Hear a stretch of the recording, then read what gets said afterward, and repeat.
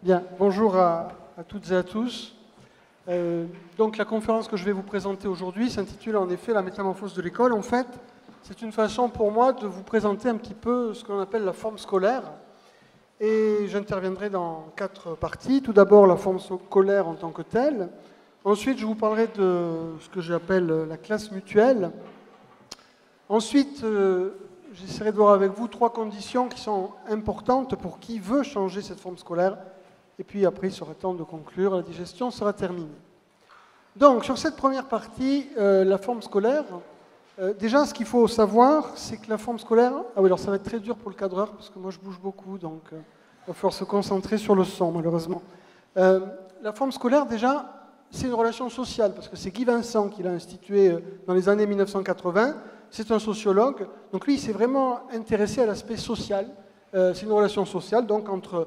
historiquement un maître et un écolier, et il a démontré que cette relation sociale était apparue au XVIIe siècle. Et elle instaure 3 éléments, cette relation sociale. Elle instaure un temps dédié, c'est le temps scolaire, le temps de la demi-pension, le temps de la récréation.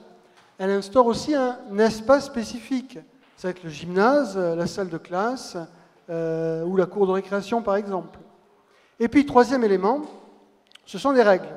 C'est toutes les règles qui sont essentielles dans cet espace et durant ce temps. Donc, nous, en tant qu'enseignants, on peut jouer, à la marge, mais on peut jouer sur les règles et sur l'espace spécifique.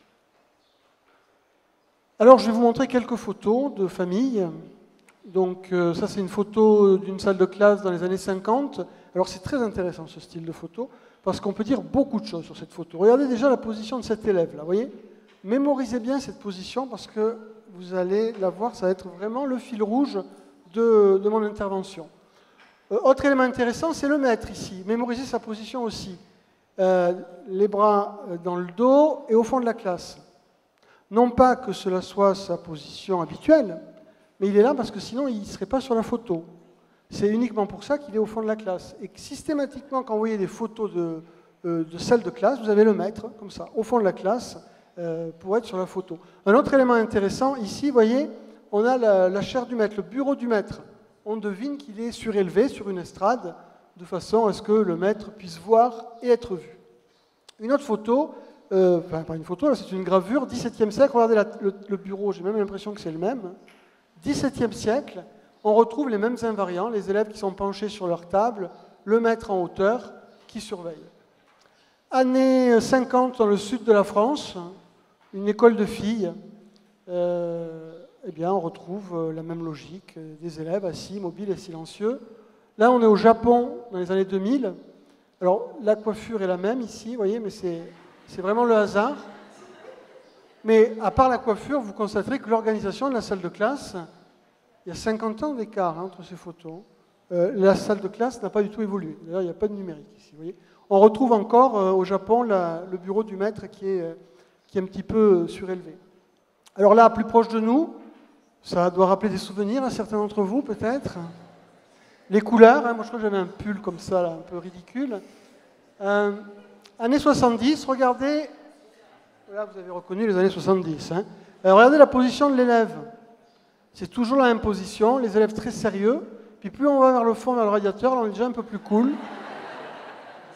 On s'autorise, mais bon, ça n'a pas changé. Hein. Ceux qui sont au fond aussi, je sais qu'ils sont sur leurs ordinateurs, mais je ne suis pas sûr qu'ils écoutent forcément. Regardez la position du maître.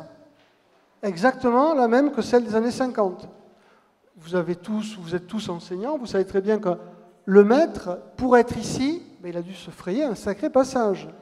Parce que manifestement, pour circuler dans cette salle de classe, c'est très difficile. Et d'ailleurs, cet élève est content parce que c'est la seule fois de l'année où il voit le maître. Parce que sinon, manifestement, ces élèves-là voient fort peu le maître. Alors vous allez me dire, il a sélectionné les photos. Oui, mais très sincèrement, j'aurais pu vous en sortir des dizaines d'autres. Vous testerez, on retrouve toujours les mêmes invariants. Donc, vous l'avez compris, l'espace, c'est une salle de classe qui est excessivement codifiée. Et les règles, c'est le silence et l'immobilité. Et cette relation pédagogique du XVIIe siècle, le moins qu'on puisse dire, c'est qu'elle est figée. Alors, d'autres photos, et j'arrête après, c'est promis. Années 50, en France, une maîtresse qui fait venir une élève au tableau. Année 2000 en Angleterre. Alors, elle est plus moderne. Moi, j'ai demandé à mon fils aîné, laquelle des deux est la plus moderne? Il me dit celle de gauche. Je lui dis pourquoi? Il me dit parce qu'elle est en couleur. C'est vrai, parce que si on la met en noir et blanc, tout de suite, on a beaucoup plus de mal à voir où est la modernité. Alors, si vous voulez vous faire plaisir, vous pouvez vous acheter la boîte Playmobil l'école, et vous verrez que vous ne serez pas perturbé. Vous remarquez que la baguette a changé de main quand même. Hein. Alors pourtant, là, on a du mobilier qui est mobile. Mais non, on l'a mis face au tableau. Donc, j'ai vraiment cherché la disruption. Donc, je suis allé en quête d'établissements innovants. Et j'en ai trouvé un. C'est à Poudlard. Vous connaissez Poudlard? Eh bien, voilà Poudlard. Alors, je vous parle quand même d'un monde dans lequel on vole sur des balais, on jette des sorts avec des baguettes. Eh bien non, l'école, c'est toujours des élèves qui sont assis, immobiles et silencieux. C'est sur le ton de la boutade, mais c'est pour vous faire comprendre combien il est difficile d'aller contre ces conceptions qui sont profondément ancrées dans notre inconscient. Donc c'est mal barré, mais on va voir qu'il y a quand même des possibilités. Alors, d'un point de vue historique, on devrait parler de des formes scolaires, parce qu'en réalité, il y en a eu 3. Et je vais vous les expliquer. Si nous étions au XIXe siècle, tous ici de jeunes élèves de primaire, eh bien, nous aurions pu connaître 3 types d'enseignement. Le premier enseignement, et c'était celui qui était le plus répandu, c'était la méthode individuelle. Je pense que 90% d'entre nous auraient été enseignés selon la méthode individuelle. Cette méthode individuelle, elle est représentée par de nombreux tableaux, avec aussi là, un certain nombre d'invariants. Vous avez ici le maître, fort sympathique au demeurant. L'outil du maître, c'est la férule, c'est-à-dire ce petit bâton qui sert à frapper les élèves. Lors de la méthode individuelle, en fait, le principe, il est noble, c'est que le maître va s'occuper d'un seul élève à la fois. Il est basé sur le préceptorat. Donc, que se passe-t-il? Eh bien, il appelle à sa chaire un élève, une élève, qui va réciter sa leçon pendant que les autres travaillent. Enfin, travaillent ou en tout cas s'agitent. En réalité, vous vous en doutez, ça ne fonctionne pas. Ça ne fonctionne pas parce que les élèves sont livrés à eux-mêmes. Très souvent, dans ce type de représentation, on voit un élève à la fenêtre et un qui est attaché. Là, vous voyez, celui-là, on ne voit pas bien, mais il est attaché à la chaire du maître. Une autre représentation de cette école individuelle, vous avez encore un maître avec sa férule, un élève à la chaire qui travaille, et là, on a 2 élèves qui sont punis, puisque à l'époque, les punitions se faisaient à genoux, et un élève qui essaie de s'échapper, mais espérons qu'il ait réussi. C'est une méthode qui ne peut pas fonctionner. Pourquoi? Parce que chaque élève a un livre, et qui bien souvent est le seul livre possédé par la famille, souvent les livres religieux d'ailleurs, et donc il y a autant de livres qu'il y a d'élèves, donc il est impossible qu'il y ait un travail en commun. Voilà une autre représentation dans une école de filles, encore une élève qui travaille à la chaire du maître, les autres qui font la queue, et puis l'autre, à genoux, elle expie ses péchés de ne pas avoir travaillé. Donc cette méthode, au XIXe siècle, est vraiment la plus répandue. Et puis arrive la méthode simultanée. Et là, croyez-moi, c'est une révolution exceptionnelle. C'est Jean-Baptiste de La Salle, que vous voyez ici, qui décide, qui propose que dorénavant, les maîtres soient formés. Ce qui n'était pas le cas avant. Lisez les mémoires de Jean-Henri Fabre, l'entomologiste, il racontait que son maître de son école de Saint-Léonce dans le Rouergue, il était tour à tour barbier, sonneur de cloche, chantre lutrin, et quand il avait le temps, il faisait classe. Eh bien, Jean-Baptiste de La Salle dit non, dorénavant, les maîtres, qui sont des laïcs, bien qu'ils portent l'habit, les maîtres vont être formés, ils vont enseigner dans des classes qui seront adaptées à ma pédagogie. Et ma pédagogie, elle est simple. On met des élèves de même âge et de même niveau ensemble. Ils ont tous le même livre et le maître fait cours à tout le monde en même temps.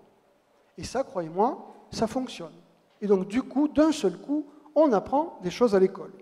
Donc ça, c'est 1680 et ça va progressivement se répandre dans le 19e siècle, 18e siècle, 19e siècle. Là encore, Jean-Baptiste de La Salle, sous le regard d'un frère, c'est les frères des écoles chrétiennes, et les élèves qui... Regardez je ne sais pas si un élève vous a déjà regardé comme ça, vous? Regardez, moi jamais. Alors, je n'ai pas leur classe aussi, donc c'est peut-être pour ça, je ne sais pas. Mais bon, bien évidemment, vous l'avez compris, c'est de la propagande. Mais c'est une méthode quand même qui fonctionne. 19e siècle. Et puis, au même moment, une autre méthode arrive, c'est la méthode mutuelle. Alors là, par rapport au format, je n'ai pas trop le temps de rentrer dans les détails, mais cette méthode mutuelle, elle est complètement différente. Elle va mettre en œuvre le monitorat. C'est-à-dire que les élèves les plus grands, les plus avancés dans les apprentissages, vous voyez ceux qui ont une tête qui dépasse là, vont faire cours à leurs camarades moins avancés ou moins âgés. Et donc, du coup, on occupe l'espace. Fini les salles de classe figées face au maître qui donne la bonne parole, mais les élèves sont sur les murs, sur les portes peut-être, comme Marie tout à l'heure, et ils s'enseignent les différentes matières. Donc cette méthode mutuelle, elle avait un intérêt, c'est qu'avec un seul maître, on pouvait enseigner jusqu'à 1000 élèves. Il ne faut pas le dire au ministre, parce que sinon il va régler bien des problèmes. La seule limite, c'était l'espace. Voilà une autre école mutuelle. Vous voyez, l'ambiance telle qu'elle est dépeinte est totalement différente. Vous avez les élèves qui sont debout, qui s'expliquent le cours. Bon, il y en a qui font un peu des bêtises aussi quand même, ça reste des enfants. Ça, c'est les plus petits qui apprennent la lecture. Et là, je pense que ce sont les deux moniteurs qui doivent avoir fait une bêtise, les deux moniteurs des petits qui se font réprimander. Alors, voilà encore une autre école mutuelle. Bon, je passe. Vous avez compris que l'espace, il est totalement différent. Donc, trois méthodes, il n'en faut qu'une. Eh bien, la première qui va disparaître, c'est celle qui ne fonctionne pas. Au cours du XIXe siècle, la méthode individuelle, elle disparaît. Il en reste deux, il n'en faudra qu'une. Eh bien, ça va être la première guerre scolaire. Et là, ça va être une guerre relativement terrible. Il va y avoir d'un côté les tenants de l'école mutuelle, qui sont les libéraux, les francs-maçons, et de l'autre, les tenants de l'enseignement simultané, c'est le clergé, et bien évidemment, tout ce qui est la royauté, le royaume.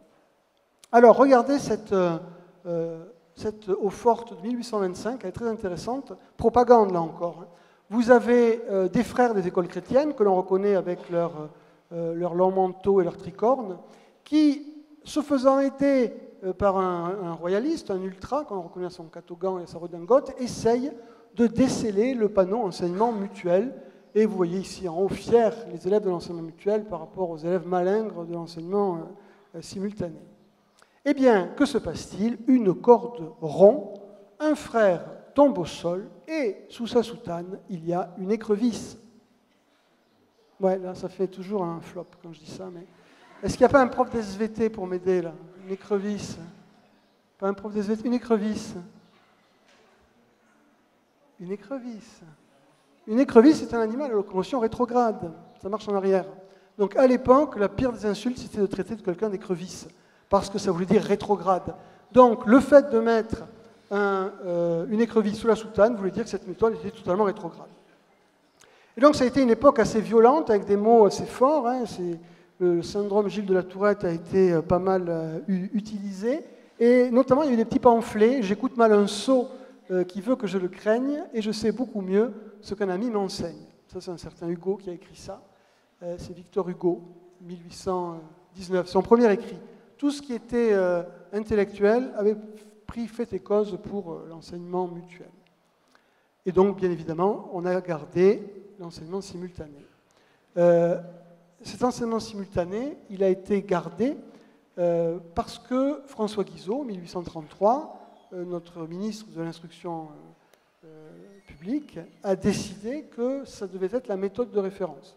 Alors, ce qui est amusant, c'est quand on cherche dans les archives, les raisons de ce choix, ça n'a pas été des raisons pédagogiques, parce que tous les écrits nous montraient que les enfants apprenaient beaucoup plus vite avec l'enseignement mutuel qu'avec l'enseignement simultané. Ce qui n'était pas sans poser un certain problème. Que faisait-on des enfants? L'enseignement mutuel s'était répandu partout. D'ailleurs, à La Réunion, il y a eu aussi l'enseignement mutuel. Et en venant, j'ai regardé un petit peu les archives, et le gouverneur Fraissinet était opposé à l'enseignement mutuel, parce qu'il disait qu'il ne fallait pas trop instruire les enfants, surtout ceux qui n'étaient pas destinés à l'être. Donc vous voyez, c'était quand même une autre époque. Donc notre ami Guizot, il décide que l'enseignement serait simultané, mais uniquement, et ça vous devez le savoir, pour des raisons politiques et religieuses. Parce que Guizot, il avait besoin des ultras, et donc les ultras voulaient le clergé, et le clergé ne voulait pas perdre la main sur l'enseignement, et donc voulait garder sa méthode d'enseignement simultané. Donc, petit à petit, dès le début, la deuxième moitié du XIXe siècle, eh bien, notre relation pédagogique s'est figée dans le mode simultané et nos salles de classe sont devenues comme ceci. Alors, c'est en couleur maintenant chez nous, mais ça reste cette organisation. Et si les classes sont alignées, si les élèves sont immobiles et silencieux, c'est parce que l'origine pédagogique, elle date de 1680 de Jean-Baptiste de La Salle. Donc moi, dans la classe mutuelle, je propose une autre organisation de la salle de classe. Donc de revoir, bon, c'est une vue de l'esprit, hein, de revoir un petit peu l'aménagement. Alors comment ça s'est passé? Eh bien, ça s'est passé au lycée d'Orient. Je vais vérifier le temps, parce que je parle, mais ça va. Au lycée d'Orient à Paris, dans le 11e arrondissement, on a décidé de revisiter la forme scolaire en 2015. Et ça s'est fait, mais vraiment sans intention. Je fais une thèse, et dans le cadre de cette thèse, je lisais un soir, un mardi, la définition de la salle de classe. La salle de classe, dans le dictionnaire pédagogique de Ferdinand Buisson, c'est le lieu où les élèves sont assis, mobiles et silencieux. Alors la formulation était un petit peu désuète, ça m'a fait sourire, sauf que le lendemain, j'avais les élèves de terminale. Et je venais de terminer mon cours, merveilleux cours, avec un tableau formidablement rempli, les cahiers étaient remplis, j'étais heureux, et je me rends compte qu'en face de moi, j'ai les élèves assis, immobiles et silencieux. Alors là, petite remise en question, et je dis à mes élèves, imaginez, on irait déterrer un prof du XIXe siècle, on le mettrait dans cette salle de classe, il ferait cours. Parce qu'il n'y a rien qui a changé. Un tableau à crémaillère, des élèves qui rentrent, qui s'assoient, qui écoutent et qui notent. Et donc je leur ai dit, mais c'était vraiment sur le ton de la boutade, imaginez un autre espace pour la salle de classe. Donc moi j'ai quitté la salle, j'ai oublié ma requête, et la semaine d'après, ils sont venus avec des plans. Bon, il faut dire qu'il y avait un contrôle ce jour-là, donc ça, je ne sais pas quel a été le moteur, mais ils sont venus avec des plans. Donc j'étais bloqué, je leur ai dit, ben allez, ok, on tente. Donc on a organisé la salle de classe comme ceci. Ça ne fonctionnait pas, pour une raison simple, les élèves ne sont pas les architectes, et le plan n'était pas à l'échelle. Donc, si je disposais les tables comme ceci, je ne pouvais plus circuler. Alors les choses auraient pu en rester là, et donc auquel cas je n'aurais jamais connu la réunion, ça aurait été fort dommage. Eh bien mes élèves ont pris d'eux-mêmes, mais vraiment d'eux-mêmes, la règle jaune dans la salle de classe, et ils ont mesuré la salle, ils ont mesuré les tables. Et la semaine d'après, ils sont venus avec un plan, comme ceci, avec des petits carrés qui étaient à l'échelle, et qui représentaient les tables, et ils m'ont dit, on va organiser les tables comme ceci, là, monsieur, ça passe, il n'y a aucun problème. Et dans ma salle de classe, qui était frontale, sardine, autobus, oignon, comme vous voulez, elle est devenue comme ça, avec des U. Alors, en général, quand je fais des conférences devant des non-enseignants, quand je montre les U, il y a un frisson qui parcourt la salle. Vous, bien évidemment, il n'y a pas de frisson, parce que les U, vous connaissez ça depuis toujours. Sauf que, ce n'est pas moi qui ai imposé les U, ce sont mes élèves. Et pour ces élèves, et je l'ai su après, ils m'ont dit, monsieur, c'est la première fois de notre vie d'élève qu'un enseignant nous propose d'agencer l'espace dans lequel on passe au plus clair de notre temps. Et donc, eh bien, ils ont été extrêmement proactifs. Et ils ont commencé à prendre certaines libertés. Et un jour, j'ai un groupe d'élèves qui vient me voir et me dit, monsieur, est-ce qu'on peut bouger dans la salle? Je dis, mais vous l'allez où? Ils me disent, mais on voudrait utiliser votre tableau. Votre, avec V majuscule. Et puis j'ai dit, ben, allez-y, utilisez mon tableau. Et les élèves ont été au tableau, ils ont commencé à écrire. Vous avez tous remarqué qu'il y a une attraction pour le tableau de la part des élèves, enfin, surtout quand on ne les y invite pas d'ailleurs. Et ils ont commencé à collaborer. Et puis comme le tableau, c'est une surface qui est visible par tous, au fond de la salle, ils disaient, mais qu'est-ce que tu as fait là? C'est faux. Alors ça a commencé à échanger. Et donc, tant et si bien que ce tableau est devenu l'outil roi de ma salle de classe, et tout le monde voulait le tableau. C'est un grand tableau, donc on l'a partagé en 2, puis en 3, et puis après, malheureusement, il n'y avait plus assez de place. Et donc, qu'est-ce qu'on a fait? Je leur ai dit, c'est là où j'ai fait un peu de folie, je leur ai dit, écoutez, on va tracer des tableaux sur les murs à la craie. Et donc on a pris la règle et l'équerre, parce qu'on a l'équerre aussi. Et les élèves ont tracé des tableaux sur les murs, et ils ont commencé à écrire sur les murs. Alors ça, mon chef d'établissement, il a moyennement apprécié. Pourtant, c'était effaçable, hein, on effaçait en fin de semaine. Mais en fait, honnêtement, j'en avais parlé avant, je dis, il va se passer des choses en C202. Et donc, il m'a acheté des tableaux. Et ma salle de classe, elle est devenue comme ça. Et mon cours, ça a été un beau bordel comme ça. Et là, je me suis dit, mais qu'est-ce qu'ils ont fait, mes élèves? Ils ont réinventé l'enseignement mutuel. Et c'est pour ça que j'ai appelé ça la classe mutuelle. parce que sinon c'était la classe de M. Fayet, donc on a donné un nom, on a appelé ça la classe mutuelle, et les choses sont arrivées comme ceci. Voilà un exemple, maintenant on a 4 classes mutuelles au lycée, voilà un exemple de cours. Donc le rouge, attendez, donc moi, mon rôle, on parlait tout à l'heure, c'est de prendre des photos et des vidéos. quand c'est que le lourd c'est le rouge. Et j'ai encore du boulot parce que je tremble un peu. Donc là, vous avez les élèves qui collaborent sur un exercice. Après ça devient comme ça. Tu vois, ça fait genre... Là, lui, il se fait gauler. Hop, il repart à sa place. Ça se fait intermédiaire. Là, regardez, cette élève, toute seule, elle n'aime pas travailler avec les autres, elle travaille seule. Intermédiaire ici. Il y a le canapé, je vous en parlais tout à l'heure. Ouais, l'ADN. Donc du coup, l'ADN intermédiaire. Donc voilà, ça a complètement changé ma façon de faire. Avant, le cours qui durait 1h30, maintenant il dure 15-20 minutes, je vais rapidement, je le distribue, et les élèves vont tout de suite en activité. Et puis un jour, il s'est passé quelque chose d'exceptionnel. Ça, pour moi, a été vraiment le déclencheur. Je me suis dit, là, il est en train de se passer quelque chose. Alors je m'adresse plus particulièrement aux profs d'SVT qui vont me comprendre, j'étais en terminale et je faisais un cours sur la biologie végétale. Donc commençaient à apparaître sur mes tableaux des dessins, des schémas de fleurs. Et je vois un groupe d'élèves en train de faire de la génétique. Il y a 5 semaines d'écart, ça faisait 5 semaines qu'on avait terminé la génétique. Il n'y a aucune raison qu'ils fassent de la génétique, et d'ailleurs je ne m'avais pas demandé de faire de la génétique. Eh bien là, vous avez des élèves qui font de la génétique. Donc qu'est-ce que je fais? Comme d'habitude, je prends mon smartphone et je filme, malheureusement sans le son. Et qu'est-ce qu'on a? On a Capucine ici, excellent élève, qui fait un cours, un exercice de génétique à ses camarades qui avaient besoin de faire de la génétique. Ils ont commencé à 3, ils ont fini à 15. Et il y avait les élèves autour.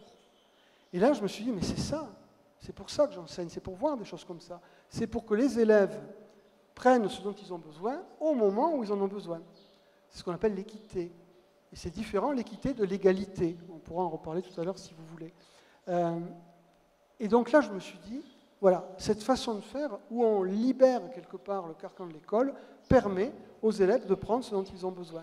Et croyez-moi, Capucine ici, elle a tout autant profité que ses camarades. Elle a profité parce qu'elle a transmis les informations, et c'est en expliquant que l'on sait ce que l'on sait. Et les camarades ont souvent intérêt à ce que ce soit un père qui explique, parce que vous le savez très bien, face à un père, les élèves souvent ils disent il n'y a pas de pudeur entre nous. C'est que si on n'a pas compris, on dit qu'on n'a pas compris. Face à un prof, au bout d'un moment, vous savez, les élèves font oui, oui, j'ai compris, mais on sait très bien qu'ils n'ont pas compris. Donc la classe mutuelle, rapidement, parce que pour moi, ce n'est pas du tout un exemple à copier. Ma façon de faire, c'est 3 séquences. Une séquence conceptuelle, c'est du cours pur et dur, magistral, explicite, parce que souvent on crie à rose sur le cours magistral, mais le cours magistral a des vertus. Et donc je fais systématiquement du cours magistral. Et puis au bout de 20 minutes, on passe en enseignement mutuel. Les élèves vont s'expliquer entre les parties de cours. Moi, je me focalise plus particulièrement sur des élèves qui sont en difficulté. Et donc c'est là où les élèves circulent dans la salle de classe. Et enfin, une séquence bilan qui va durer environ 10 minutes. Alors le numérique, me direz-vous? Eh bien, le numérique, pour être honnête, je l'ai complètement oublié. Et pourtant, moi je suis un geek, je suis rentré dans le métier, premier poste, j'avais un des premiers tableaux blancs interactifs de l'Académie de Nice. Pour moi, je suis vraiment rentré dans le métier par le numérique. Mais là, j'étais tellement focalisé sur la pédagogie et sur l'espace que j'ai oublié le numérique. Et heureusement, parce que même si je ne cherchais pas à faire de prosélytisme dans ma salle de classe, je sais très bien que si j'avais mis du numérique, déjà j'avais la moitié de mes collègues qui ne franchissaient pas la porte de la classe, parce que le numérique encore fait peur à beaucoup de gens. Donc le numérique, je l'ai oublié. Eh bien, le numérique, il est sorti, comme le loup sort du bois, des cartables des élèves, bien évidemment. Et ça a été du numérique super pertinent, parce que c'était un numérique qui faisait suite à un besoin. Une fois qu'on remplit les tableaux, moi, honnêtement, je dis à mes élèves, allez-y, recopiez les tableaux. Je dis, mais monsieur, on ne va pas recopier les tableaux. Donc, qu'est-ce qu'ils ont fait? Ils ont sorti leur smartphone. Et ils ont commencé à photographier les tableaux. Alors, au début, chacun photographiait, et puis dans la salle, dans la classe, des élèves qui n'ont pas de smartphone. Donc, ils ont dit, bon, on va tout mutualiser, donc quelques-uns vont photographier, et puis on va créer, attention le diable, Twitter, on va créer un compte Twitter de la salle de classe. Je précise à toute fin utile qu'on a fait une charte d'utilisation qui a été signée par les parents et que ce compte était absolument privé. Et les élèves ont commencé à indexer, à mettre leurs photos. Donc du coup, moi, j'ai mis des hashtags sur tous mes cours pour qu'ils arrivent à retrouver les photos. Puis après, Twitter, ça n'allait pas, donc je vous passe, j'ai créé un site. Puis après, le site, ça n'allait pas, donc ils nous ont dit, non, franchement, c'est quand même mieux si on était sur Facebook, parce que nous, on est tous sur Facebook. Donc les élèves ont créé des comptes Facebook de classe, qui existaient déjà, et ils ont invité les profs à venir dessus. C'est dur ça. Je précise que ce n'est pas les comptes perso des profs, c'est des comptes dédiés. Alors, on pourra en parler aussi tout à l'heure, je ne doute pas qu'il y aura des questions là-dessus. Et pour moi, ça a été une révélation, parce que c'est la première fois de ma vie que j'arrivais à toucher mes élèves n'importe quand, parce que le système de notification, pour eux, c'est génial.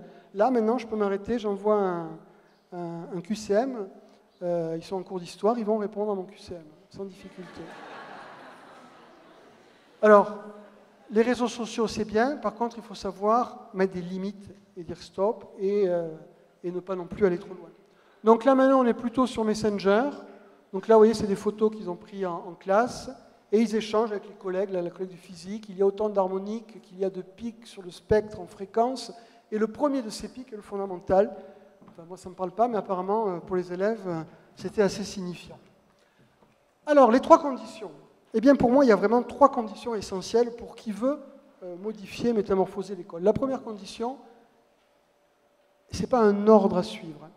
Il faut bien commencer par une, c'est repenser la salle de classe. Si on était informaticien, on parlerait de hardware, de structure.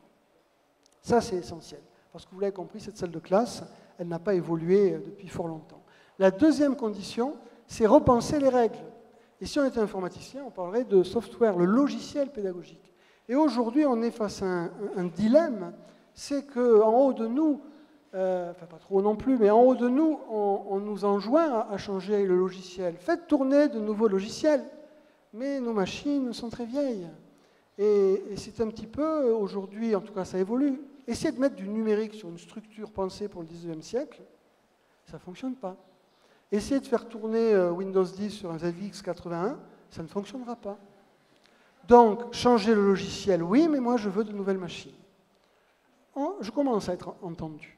Il y a une certitude, c'est que les élèves peuvent s'expliquer mutuellement des notions complexes. Il y a des travaux qui ont été faits, notamment, vous connaissez sans doute Sugata Mitra. Sugata Mitra, il a fait quelque chose d'assez audacieux en Inde, c'est un professeur de technologie éducative indien. Il a fait des trous dans les murs, dans des bidonvilles en Inde, et dans ces trous, il a encastré des écrans d'ordinateur avec des pavés tactiles et des connexions Internet haut débit. Il a mis des caméras partout et il est parti. Et il a observé. Et il a vu que les enfants, je ne parle pas d'élèves, les enfants commencent à s'approcher. Certains de ces enfants, on est dans des bidonvilles en Inde, n'avaient jamais vu d'écran de télé. Certains de ces enfants commencent à s'approcher et à toucher l'ordinateur, le pavé tactile. Ils commencent à surfer et ils se rendent compte que les enfants, qui ne parlent pas anglais, ils parlent le tamoul, apprennent des mots d'anglais. Alors avec un fort accent tamoul, mais ils apprennent des mots d'anglais. Ils se rendent compte que dans un groupe qui a trouvé la synthèse vocale, ils parlent un superbe accent anglais. Donc il se dit, je vais aller plus loin. Il prend son ordinateur, il va dans une école et il fait passer un QCM de biotechnologie aux élèves. Les élèves ont 0. Pourquoi? Parce que la biotechnologie n'était pas enseignée dans cette école. Jusque-là, c'est normal. Et il pose l'ordinateur sur la table et dit, voilà, en tamoul tout ça. Il y a des choses très compliquées dans cet ordinateur, c'est en anglais en plus. Je ne suis pas sûr que vous compreniez. Et il est parti. Il est parti pendant 2-3 mois. Il revient au bout de 2-3 mois et il pose la question aux élèves. Alors, est-ce que vous y connaissez en biotechnologie? Ils disent non. Ah bon, vous n'y connaissez rien? Non, non, on n'y connaît rien, on ne comprend rien. Bon. Et il dit, mais vous y avez été sur les ressources? Et il y a une petite fille qui dit, oui, on y va tous les jours. Et là, il est déçu, parce qu'il dit, mais vous y allez tous les jours et vous ne comprenez rien. Et la petite fille dit, non, à part le fait qu'une mutation de l'ADN peut se répercuter sur l'ARN et provoquer une mutation des protéines qui va induire des maladies, on n'a rien compris. Et donc, il a refait passer un QCM. Et là, les élèves ont eu une note comparable à une école où la biotechnologie est enseignée, mais en tamoul, ce qui est plus simple. Il s'est dit, je vais aller plus loin. Et là, il a pris une jeune comptable avec laquelle les enfants jouaient au foot en fin de journée, et il a dit, voilà, pendant 2 heures, tu vas aller avec eux et tu vas faire de la biotechnologie. Et il dit, mais moi je suis comptable, je ne connais rien de technologie. C'est pas grave, fais comme les profs, tu y vas. Par contre, ce qu'on te demande, ce qu'on te demande, c'est d'être bienveillante. De leur dire « Ah, c'est génial ça! Comment tu as fait ça? Est-ce que tu peux m'expliquer quel chemin tu as pris ?» Et il a fait ça pendant 3 mois. Il a refait passer un test. Et là, les élèves ont eu un score comparable à la meilleure école privée de New Delhi. Alors, ce que je vous raconte, ce n'est pas publié dans la gazette du lycée. C'est publié dans la plus grande revue à comité de lecture de technologie éducative à Londres. Revue à comité de lecture, ça veut dire que toutes les données ont été transmises à 3 chercheurs qui, indépendamment, ont vérifié. Donc, il y a eu des vérifications. Et Sugata Mitra l'a fait dans de très nombreux pays. Il a montré que les élèves étaient capables de s'expliquer des choses. Alors voilà Sugata Mitra avec ses élèves. Des questions se posent quand même. Première question, c'est bien beau tout ça, mais quelle pédagogie mettre en œuvre? Quid de la prise en compte, on en a parlé un petit peu, du plaisir de l'école. Je ne sais plus qui disait ce matin, je crois que c'est toi Marie, on ne nous a pas enseigné le plaisir. Mais ça, ce sont nos racines judéo-chrétiennes, là encore. On ne va pas à l'école pour prendre du plaisir. Hein. On va là pour souffrir. On va là pour le silence et l'immobilité. Et si vous êtes silencieux et immobile là, c'est parce que le système de base qui a été pris en compte, c'est la messe. Jean-Baptiste de La Salle, lorsqu'il a créé la salle de classe, il l'a basée sur le principe de recueillement de la messe. Moi, j'ai cherché pour mon livre des études scientifiques qui montrent de façon claire que l'on apprenait lorsqu'on était immobile. Je n'en ai pas trouvé. Le silence et l'immobilité, c'est la voie du recueillement, pas de l'apprentissage. Troisième point, le corps de l'élève. Alors là aussi, le corps de l'élève, c'est un grand inconnu. Pour nous, ce qui compte, c'est la tête. Le corps, on s'en fiche. Souvent, en paraphrasant Ken Robinson, je dis c'est un petit peu comme si le corps rentrait en salle, posait la tête sur la table et disparaissait jusqu'à la sonnerie. Mais l'élève a aussi un corps. Écoutons un petit peu plus attentivement nos collègues disciplines de corps, collègues de PS, d'art plastique, éducation musicale, technologie. Ils n'ont pas du tout le même ressenti des élèves que nous. Peut-être qu'il y a une réflexion à creuser. Et troisième condition, repenser la place du numérique. Ça, c'est essentiel. Voilà une photo prise dans la classe de Marie, c'est ça? Non, c'est pas possible, hein, ça ne peut pas être chez toi. Hein. Non, on est à Agen, pas très loin. En 2005, c'est un collège qui a été doté de tablettes. Donc ils sont tout fiers, c'était un des premiers collèges dotés, collège ancien manifestement. Le journaliste local vient, il fait la photo, ça fait un petit peu de pub, tout le monde est content. Puis cette photo, je l'ai vue il y a très longtemps, et elle me gêne. Elle me dit, mais ça me rappelle quelque chose. Et puis un jour, je me dis, ah mais oui, c'est ça. C'est Douaneau 1956. Alors bon, je vous accorde, celle-là elle est en couleur.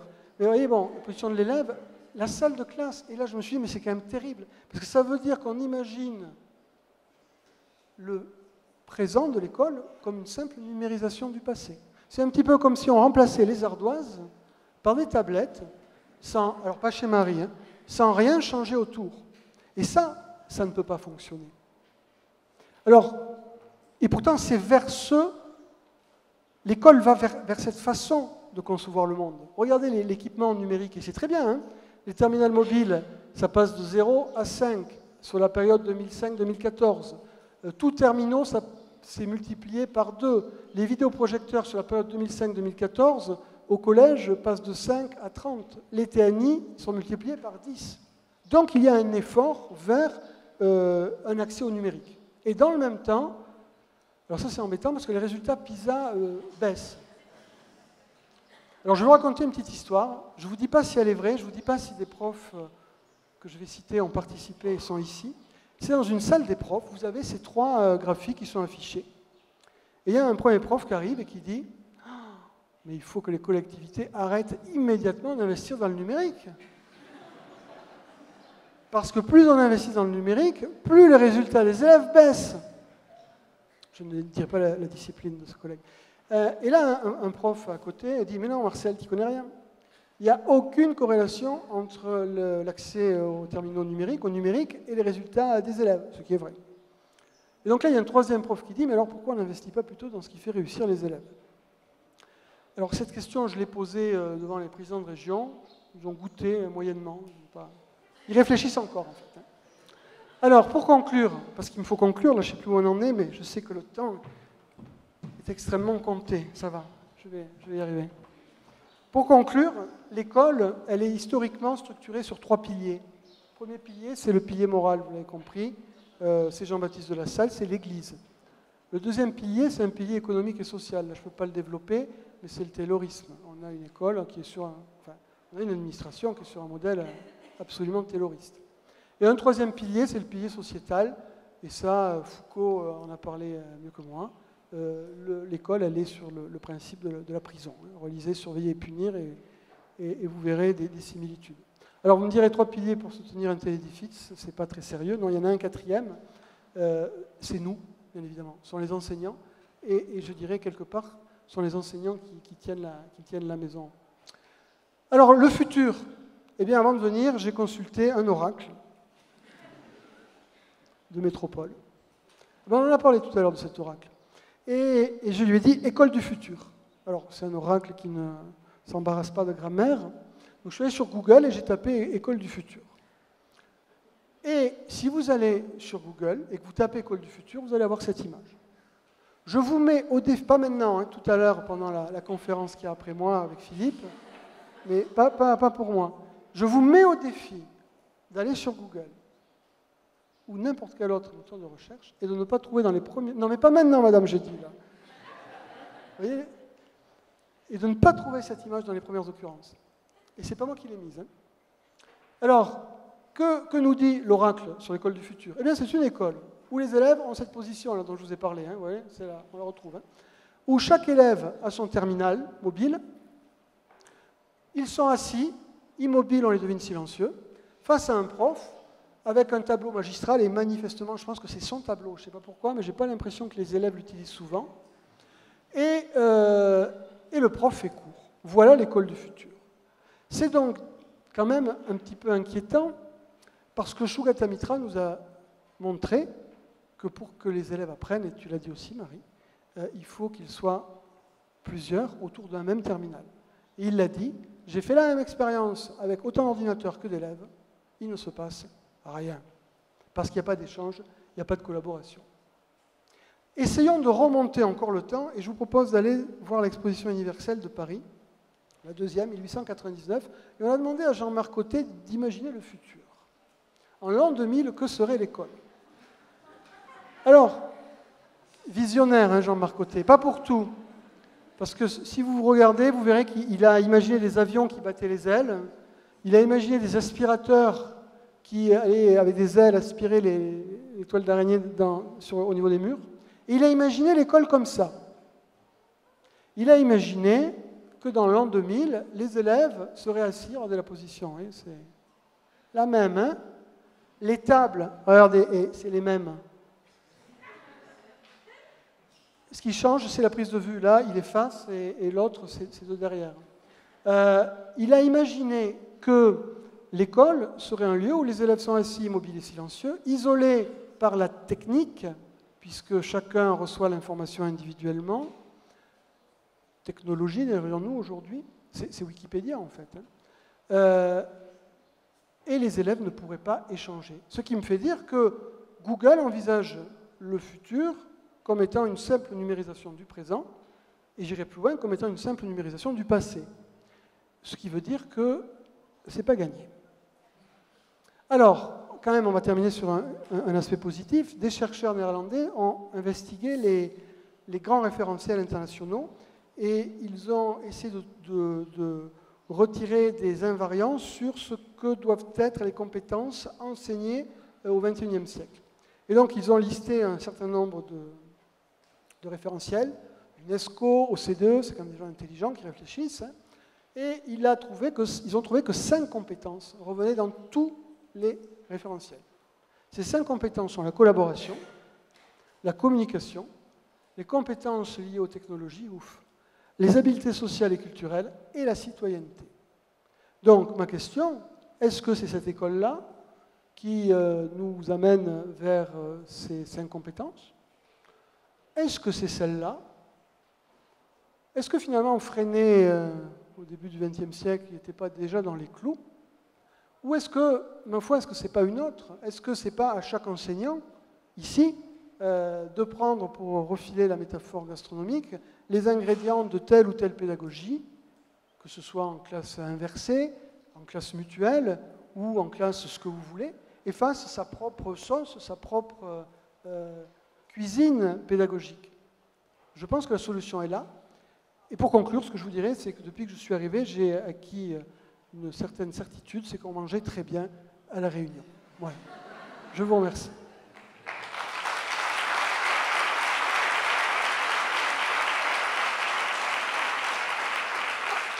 Merci. Alors, petite aparté, si vous êtes intéressé par la classe mutuelle, j'essaye, autant que faire se peut, de faire échanger les collègues sur ces questions d'espace, comment on peut, à moindre frais, modifier une salle de classe.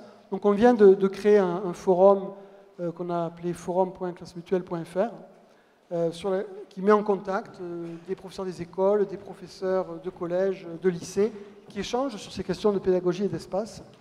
Alors ça débute, on n'est pas nombreux, on est 70 aujourd'hui, et bon, là normalement on devrait être 270 ce soir. Donc je vous remercie. Merci Vincent.